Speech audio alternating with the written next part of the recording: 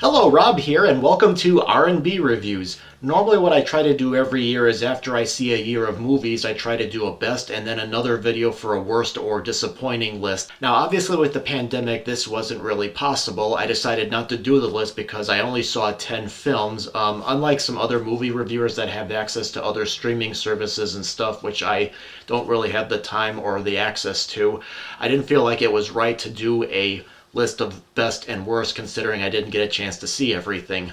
So what I'm going to be doing is I'm going to be going through all 10 movies that I saw. I'm going to go through each movie and kind of do a summary of my thoughts as well as sort of grade them, like A, B, C, D, F type of grading.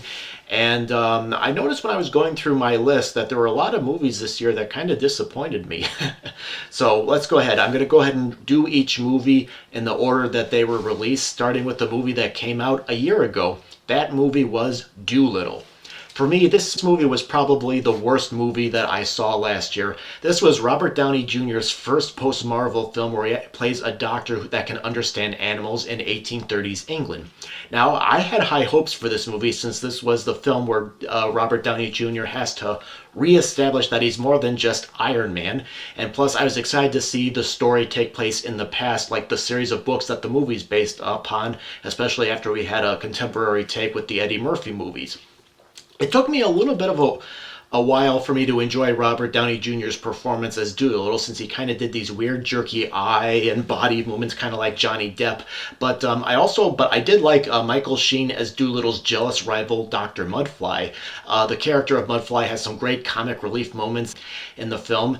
There are a lot of big names that do the voices of the animals, but a lot of them only have a few lines and not really given a lot of opportunity to give the characters more personality. While I like the film's themes and production values, I felt like it tried too hard with the comedy, and the film felt choppy and rushed. At one point, Dolittle's parrot narrates scenes like she's covering for deleted scenes somewhere, and I kept finding myself saying stuff like, no, don't tell me that they were having a hard time, getting somewhere. Show me, I also kind of found it odd that the humans in the movie speak and wear clothing from the time period, but the animals speak modern, which I found very jarring and annoying. Dolittle, I thought, had potential, but I felt like it was a missed opportunity. It could have been a suspenseful, fun movie, but I found it very hard to get into and choppy, so I give the movie a D+. The next movie I saw in 2020 was Sonic the Hedgehog, which, while not the greatest movie I've seen, it served its purpose as being a fun, comical movie paying tribute to the Sega game. Plus, you have Jim Carrey playing Dr. Robotnik, and he plays the role like the roles that he played back in the 1990s. I thought the characters were interesting. Sonic is this quirky, outgoing personality, and I thought it was interesting to see parallels between him and Dr. Robotnik. They're both confident and believe that they have these gifts, like Sonic can move, run fast, and Robotnik is a genius and he thinks that he is perfect. But Sonic is lonely and he's afraid that if he shows himself to humans, they will be scared, while Robotnik prefers being away from humans and prefers being with his machines. James Marsden is Sonic's human friend, and the rest of the cast is made up of character actors who really bring the characters to life. The story, while not original, I thought was very well done, and unlike Dolittle, the voiceover of Sonic was enough to explain Sonic's backstory and the characters in a simple yet effective way. I thought the movie also kind of harkened back to the family films of when I was a kid, where you had, these unusual characters like the Teenage Mutant Ninja Turtles who had interesting personalities and forged these unusual friendships with humans and overcame any fear and so forth. While I was a little bit let down with the action scenes and I would have liked a little bit more comedy, I thought it served its purpose as being a fun film for the whole family. I give it a B. The next movie I saw was The Birds of Prey. This was the last movie that I saw in the theater before the pandemic forced the closure of the movie theaters. The film is a continuation of The Suicide Squad, featuring Margot Robbie as Harley Quinn. It features many storylines with many different characters, including Quinn, and characters like a police officer named Renee Montoya. There's a singer whose nickname is Black Canary. There's an Italian crossbow killer named Huntress seeking revenge, and a preteen pickpocket. And eventually all these characters kind of merge together into the storyline.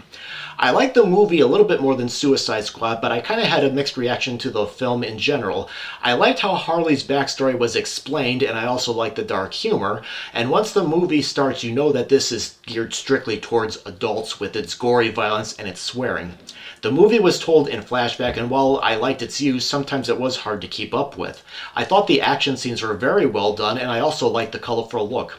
Margot Robbie I thought was great once again as the fun, demented, sarcastic Harley, and Ewan McGregor I thought was great as the spoiled playboy villain, and I thought the rest of the cast, on the other hand, I thought was just okay. I thought Mary Elizabeth Winstead as Huntress to be stilted, and Rosie Perez as Renee Montoya, and I think she was supposed to be a parody of 80s cop characters, but I felt like she didn't always hit it. I know this movie is supposed to set up future Birds of Prey movies and the team, but I felt like I know they were capable of doing more, and I would have liked to have seen more. The movie's a little bit all over the place, and while I cared about Harley and Black Canary, played by Journey Smollett, I could care less about the other characters. There are moments of fun, and there were some moments that didn't work. I think this could easily have been a solo Harley film without the Birds of Prey characters, and I think it still would have worked. I was entertained, but I left the theater not being as wowed as I wanted it to be. I give it a C+. Next is Pixar's Onward, and I think this was the last new movie released before the pandemic forced the closure of many movie theaters. When I saw the trailers, I was not sure if Pixar would be able to pull off a story featuring mythical creatures. I was pleasantly surprised with it. I thought it was an engaging story, and I liked the characters very much. I found them to be very relatable.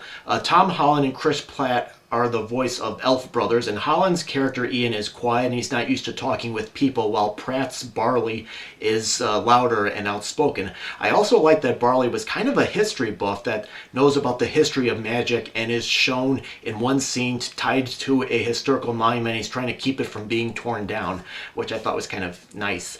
The voice work was great. It's not as funny as I was hoping it would be, but there are many good moments, and there's also a touch of satire on technology which supposedly made things too easy for people. It's one of the better movies of 2020. It's very touching and it's very relatable. I give it a B.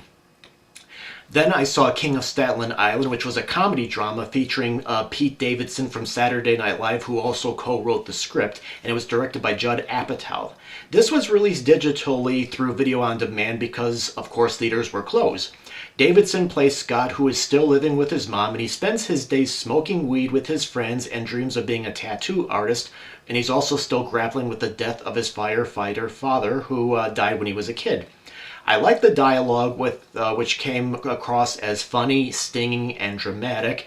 I thought the character development for the most part was very well done, and I felt like the characters were relatable, or at least I knew somebody like them in real life.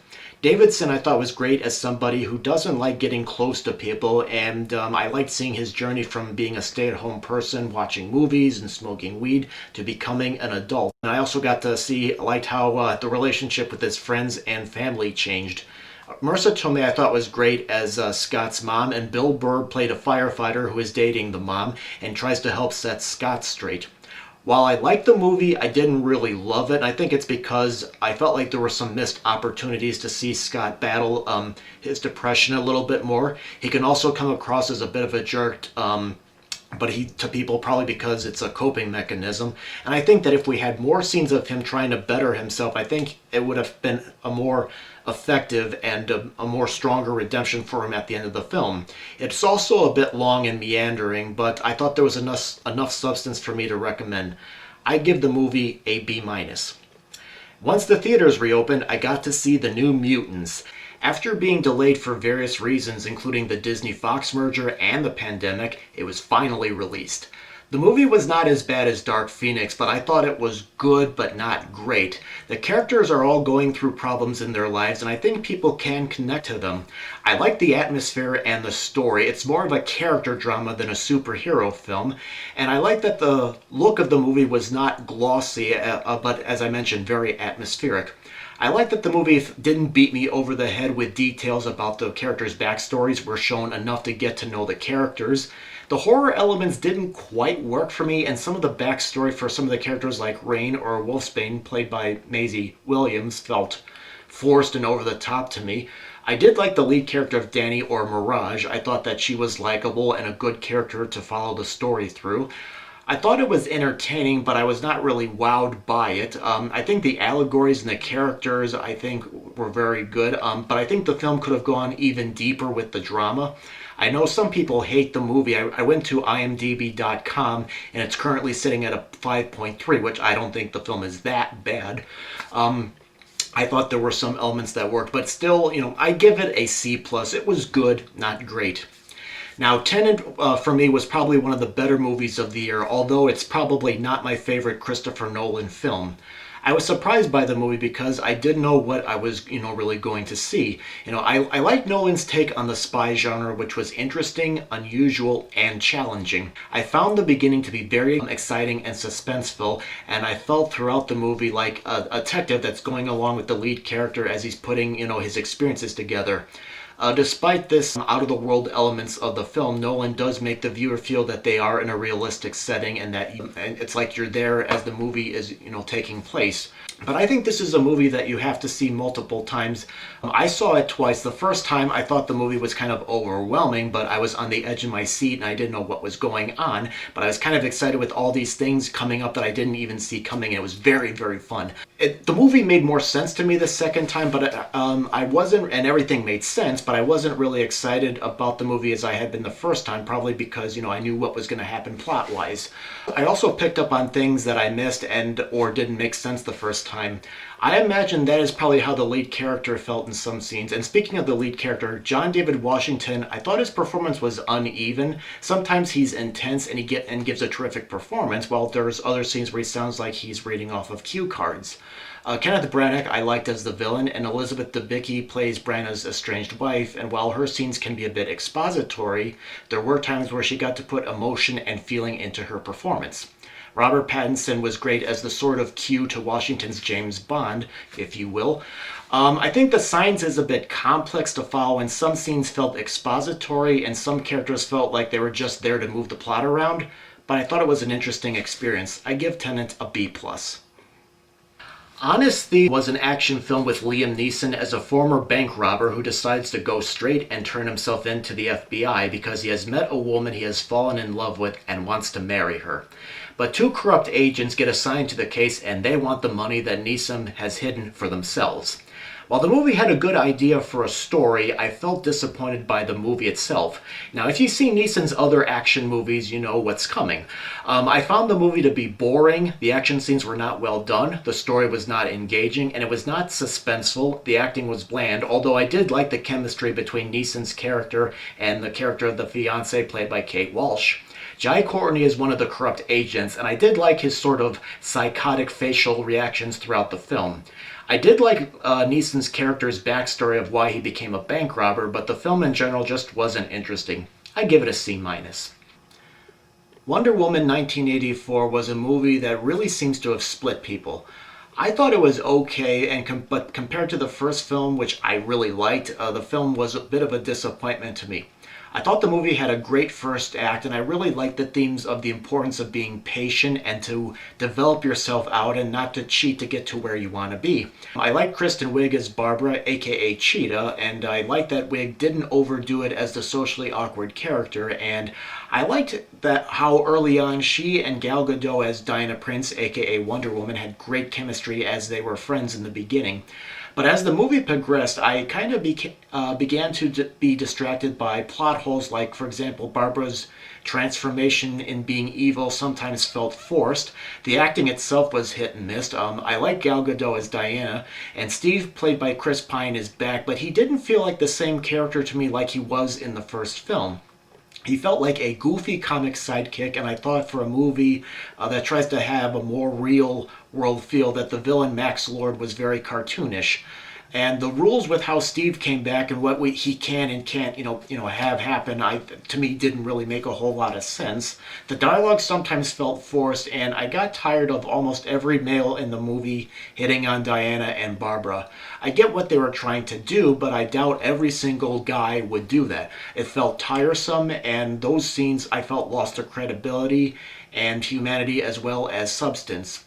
Overall, I was expecting more from this movie, but in the end, I felt like it was just okay. I give it a C. The last movie that I saw for a 2020 release was the other Pixar movie, Soul. It was supposed to be released in theaters, but it was put on Disney Plus. It's the story of an aspiring musician who is working as a band teacher, and he dreams of getting that one big gig. One day he falls and his soul is transported out of his body and ends up in another realm. He must find his way back to the world with the help of another soul named 22. Soul is probably the most mature out of all the Pixar movies due to its themes of, finding purpose, living in the moment, and living life to the fullest, and also that life itself is worth living. I'm not really sure if kids will get into this movie. I've talked to some people. There were some people I talked to where their kids started watching and then they kind of dozed out of it, and there were some that were really involved throughout the whole film. But I think it will definitely be relevant to both teens and adults. Jamie Foxx I thought was great as Joe the musician, and Tina Fey as 22, and both of these characters I thought balanced the comedy and drama very well. The rest of the cast did a good job at bringing out the characters. I enjoyed the jazz score during the Earth scenes as well as the otherworldly synthesizer for the realm. I think there's a variety of jokes and gags for everybody to help balance the deep complexities of the film, and I like that Pixar tackled something different, and the film itself, it'll probably take multiple views, and for me, I give it a B+. Alright, well that's all the movies that I saw in 2020, and those are my thoughts on the film. Now for you, what were some of the movies that you liked from 2020 or disliked? Please leave your comments in the comment box below. Feel free to give me any feedback, and hopefully I'll be back to review more newer movies as well as reviews of older films in 2021. And hopefully this pandemic will end very soon where I can go back and see new releases again. Alright, thank you very much for watching.